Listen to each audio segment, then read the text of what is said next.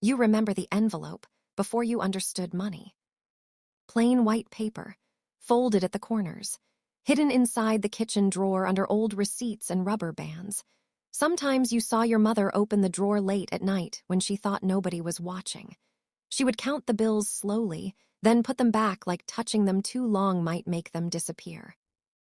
That money was never for good news. It was for emergencies, a broken tire, a sick family member, a light bill that came too early. Nobody sat you down and explained fear to you. Nobody had to.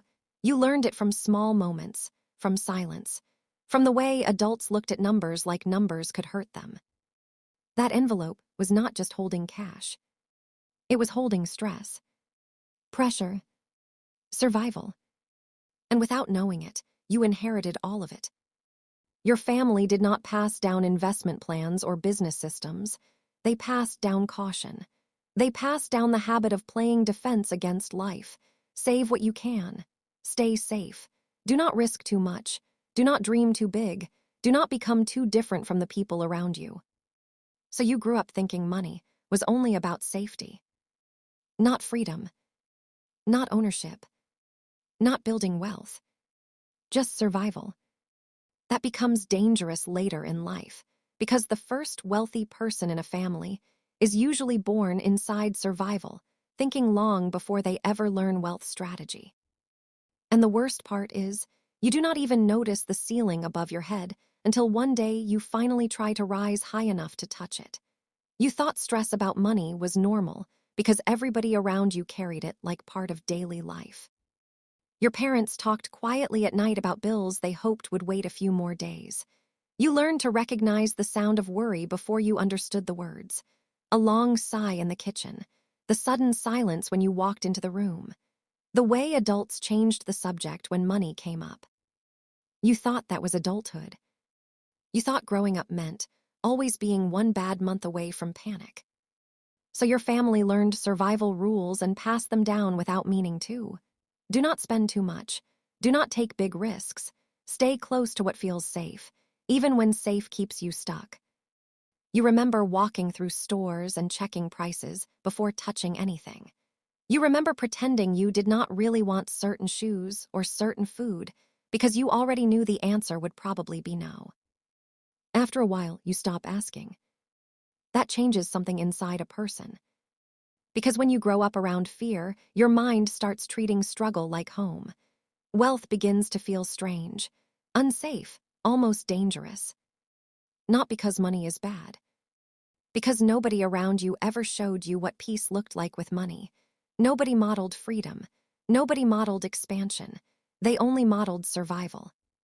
So even later in life, when chances appear in front of you, part of your mind still pulls backward.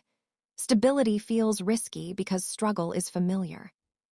That is the invisible ceiling most people never notice. You were not taught to build wealth. You were taught to avoid collapse. Then one day, something does not make sense anymore. Maybe you meet someone your age making more money than every adult you grew up around.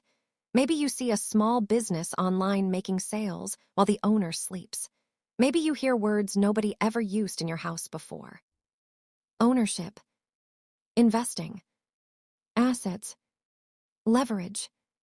At first, it sounds fake. Because where you came from, money only came from hard work. Hours for dollars, time for survival.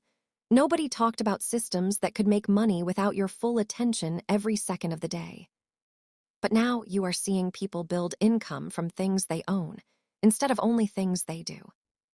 That changes something in your mind. You start learning about digital businesses, stocks, taxes, real estate. You realize wealthy people protect money differently, grow money differently, and think about time differently. And slowly, a hard truth starts becoming impossible to ignore. The people building wealth were not simply working harder than your family worked. Your family worked hard. Very hard. The difference was the game itself. Some people were taught how to survive inside the system. Others were taught how to use the system. That realization feels exciting for a moment. Then it feels painful. Because you start looking back at your childhood differently. You begin seeing all the things nobody explained, all the doors nobody knew existed, all the rules nobody taught you because nobody taught them either. Nobody lied to you directly. They just handed you an incomplete map. And once you see that, it becomes almost impossible to look at money the same way again. After that, you become quietly obsessed. Not in a loud way, not the kind people notice right away. It starts at night. Your headphones on, one more video about money, one more interview, one more book open beside your bed while everybody else sleeps. You begin hearing words that once sounded confusing become normal to you. Equity, cash flow, ownership, compounding. You write ideas down that you are too embarrassed to say out loud. Because the future growing inside your head no longer matches the life around you. You start looking at everything differently. Jobs, time, rich people, poor people, even yourself. And slowly, a strange feeling appears. You are still living in the same place, talking to the same people, walking the same streets, but mentally, you already left. That part is lonely. Because when your mind changes before your life changes, there is nobody around you who fully understands what is happening inside you. You try explaining it once or twice, but the conversation never lands the way you hoped. People hear money, but you are really talking about freedom. You are talking about finally breathing without fear. So you stop talking as much. You learn quietly, study quietly, dream quietly. And the gap between who you are becoming and who people think you are keeps getting wider. That is when isolation begins. The moment your mind expands, your old life starts feeling too small to explain. Then comes the part nobody posts online. The long middle. The ugly middle. The phase where you work for months and still feel stuck in the same place. One idea fails, then another. You make a little money, lose it again, then start over tired. Your income moves up and down so much that peace starts feeling impossible. Some nights you stare at the ceiling wondering if you are building a future or just wasting years of your life chasing something uncertain. And slowly, people around you begin pulling away. Your friends stop asking you to come out because you always say you are busy working. Your family starts asking questions that sound small but feel heavy. When is this going to become stable? Maybe you should focus on something safer. You know they care about you. That almost makes it harder. Because part of you starts wondering if they are right. Meanwhile, other people your age seem relaxed. They have normal jobs, normal weekends, normal routines. Their lives look stable while yours feels like one long risk nobody fully understands. That creates a strange kind of exhaustion. You no longer fit inside your old identity, but you have not built the new one yet. You are standing between two versions of yourself, belonging fully to neither. This is where many people quit. Not because they are weak. Because survival is familiar. Struggle you understand feels safer than uncertainty you do not. This is the phase where most people return to survival, because survival is familiar. But if you keep going, something slowly begins changing underneath all the failure. Even before the money arrives, your mind starts becoming stronger than the fear that once controlled it. Then one day, something small changes. Maybe it is the first payment that feels bigger than luck. Maybe it is an investment finally growing instead of falling. Maybe it is the first month where your income covers your bills without fear sitting in your chest the whole time. The number itself is not life-changing, but what it represents is. For the first time you see proof, real proof, not motivation, not hope, evidence. This might actually work.